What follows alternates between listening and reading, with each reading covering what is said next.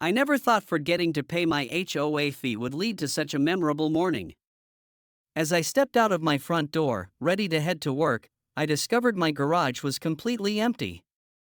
My car was gone. Panic set in momentarily before I noticed a bright yellow sign attached to my garage stating that vehicles had been towed for unpaid HOA dues. The company number was clearly displayed, promising swift removal for non-compliance. When I called the towing company, they informed me my vehicle had been impounded due to outstanding HOA fees totaling exactly $79. What made this situation particularly ironic was that I had been living in this upscale neighborhood for 5 years, always respected the community guidelines, and had simply overlooked this month's payment due to my demanding work schedule. The main culprit behind this aggressive enforcement was Karen, a fellow resident who had recently joined the HOA board and was notorious for her overzealous interpretation of community rules. Karen took pride in maintaining order through what she called zero-tolerance policies, which often left neighbors feeling frustrated with her heavy-handed approach to minor infractions. That Monday morning started like any other, but quickly spiraled into one of the strangest encounters of my career. I had just returned from a weekend business trip, exhausted but ready to tackle the week ahead. As the city's police chief, I was accustomed to unexpected situations, but discovering my car missing from my own garage caught me completely off guard. The early morning air was crisp as I stood in my empty garage, staring at the yellow notice that explained everything in bold, unfriendly letters. My Mercedes had been towed at precisely 6 a.m. for failure to pay the monthly HOA fee of $79. I immediately called the towing company, whose number was conveniently printed on the notice, and learned that retrieval would cost an additional $200 in towing and storage fees. This seemed excessive for such a minor oversight, especially considering I had never been late with payments before. After getting dressed in my civilian clothes since I now lacked transportation, I decided to walk to the community center to speak with whoever was responsible for this early morning vehicle confiscation. The community center lobby was bustling with early morning activity when I arrived. Residents were coming and going, some heading to the gym, others checking their mail. That's when I spotted Karen near the bulletin board, pointing at something and speaking animatedly to another resident.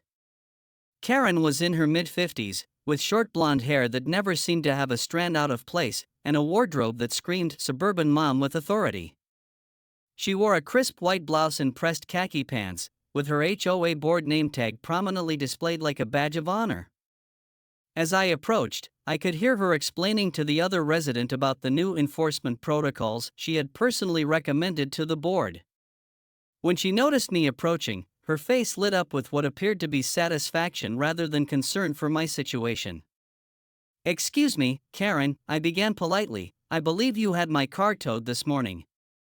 I understand I missed the HOA payment deadline, but 6 a.m. seems rather early for such an action, especially without any warning." Karen turned to face me fully, straightening her posture in a way that suggested she was preparing for battle rather than discussion. "Mister," she paused, realizing she didn't know my last name despite living in the same community for 5 years. "The rules are quite clear," she interrupted before I could introduce myself. "Payment is due on the 1st of each month. Today is the 5th. That's a 4-day grace period, which is more than generous." The board voted unanimously to implement stricter enforcement measures.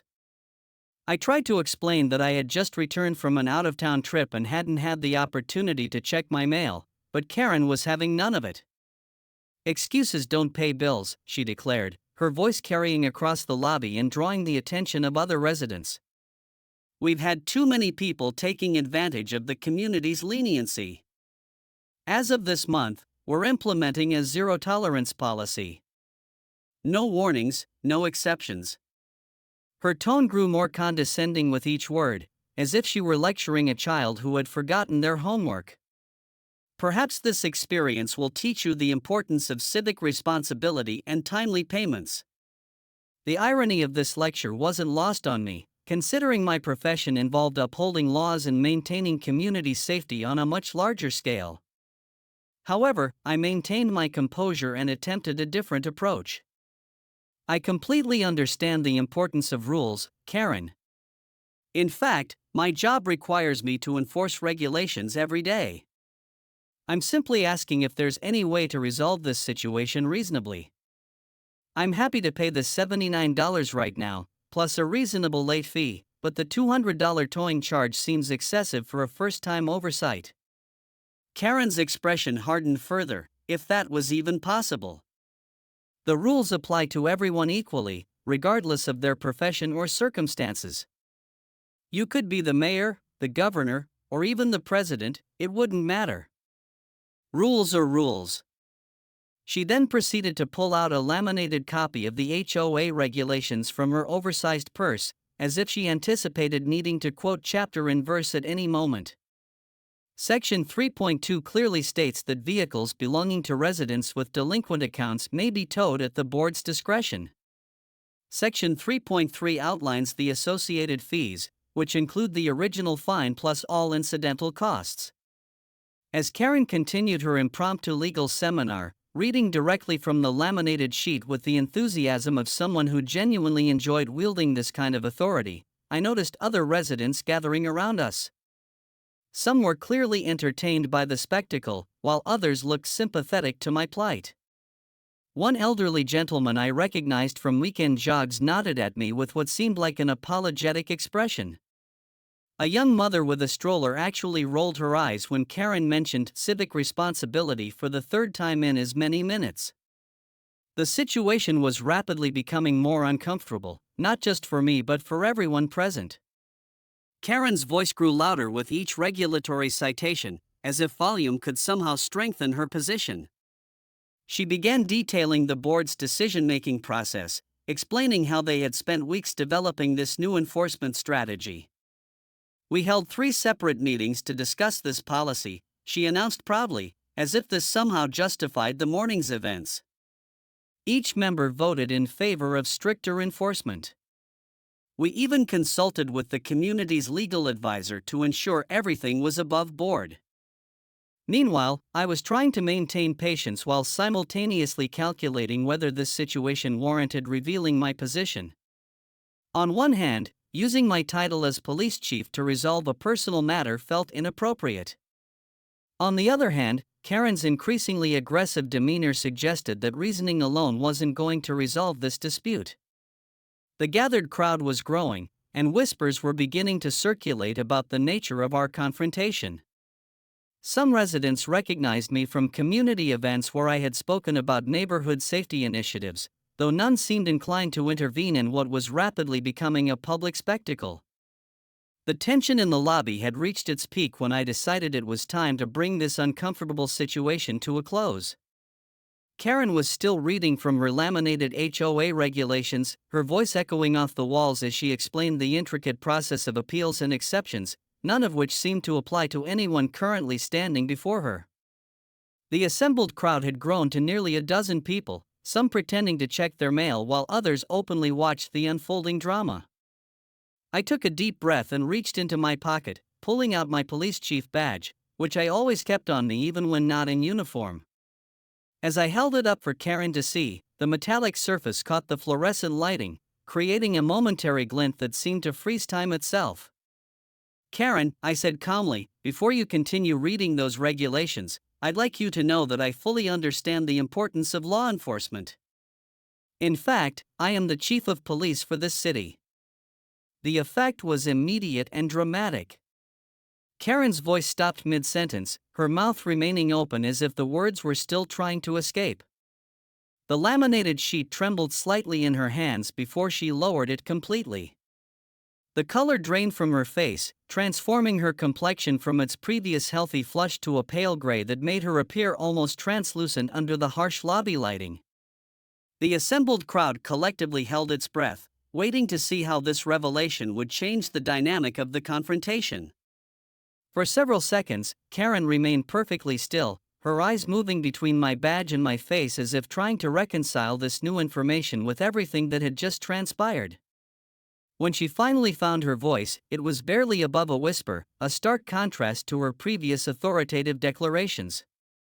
You're the police chief, she managed to ask, though the question seemed more directed at herself than at me. I nodded affirmatively, maintaining eye contact while keeping my expression neutral and professional. I am. But more importantly, I'm your neighbor who simply forgot to pay his HOA fee on time. A mistake I'm happy to correct immediately. Karen's entire demeanor shifted in that moment. The confident, rule-enforcing persona she had carefully constructed began to crumble. Her shoulders sagged slightly, and her hands fumbled as she attempted to return the laminated regulations to her purse. I had no idea, she stammered, her previous conviction now replaced with visible uncertainty.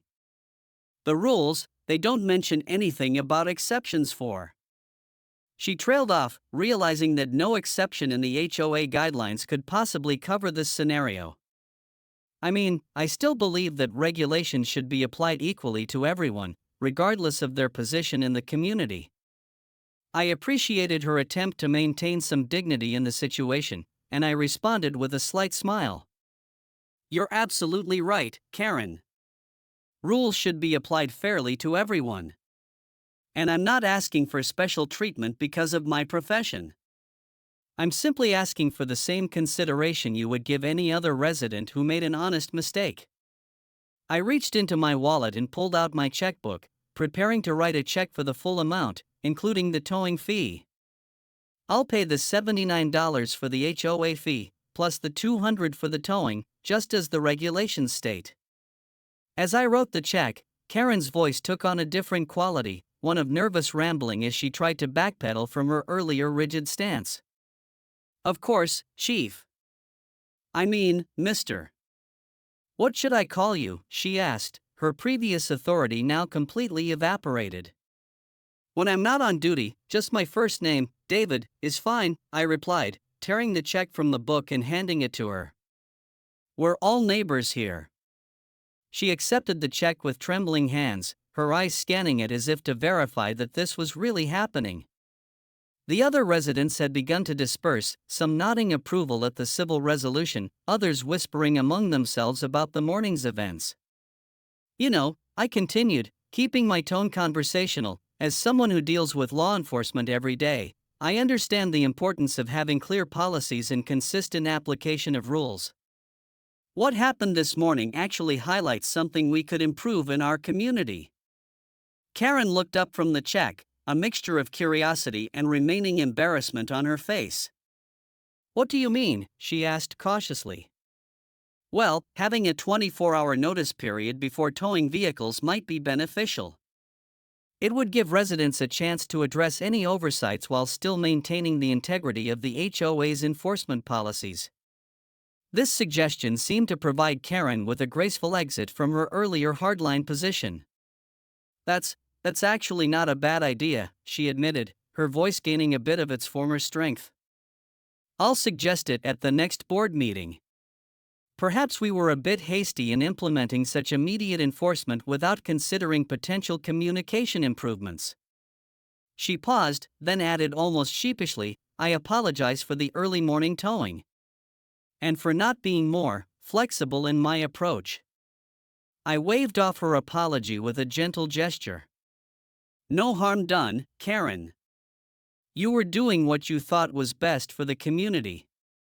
That's admirable, even if the execution was a bit enthusiastic.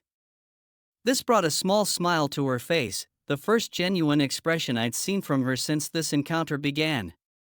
I do tend to get a bit carried away sometimes, she admitted, her natural warmth finally breaking through her official persona. My husband always says I should have been a drill sergeant instead of joining the HOA board. The lobby had returned to its normal morning rhythm, with residents coming and going, apparently satisfied that the drama had concluded peacefully. As I prepared to arrange for the return of my car, Karen made one final comment that surprised me. You know, David, having someone in law enforcement living in our community is actually quite reassuring. Perhaps you'd be interested in attending our next safety committee meeting? We've been discussing neighborhood watch programs.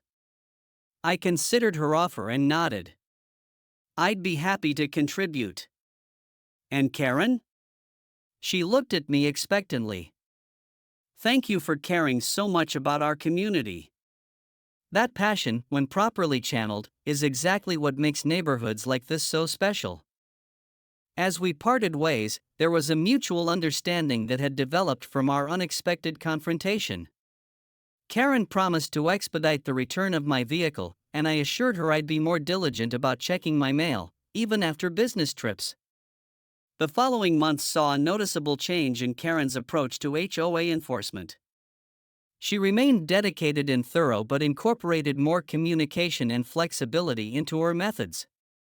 She even introduced a community newsletter reminder system for upcoming due dates, which was well received by all residents. Reflecting on that morning months later, I realized it had been a valuable lesson for both of us.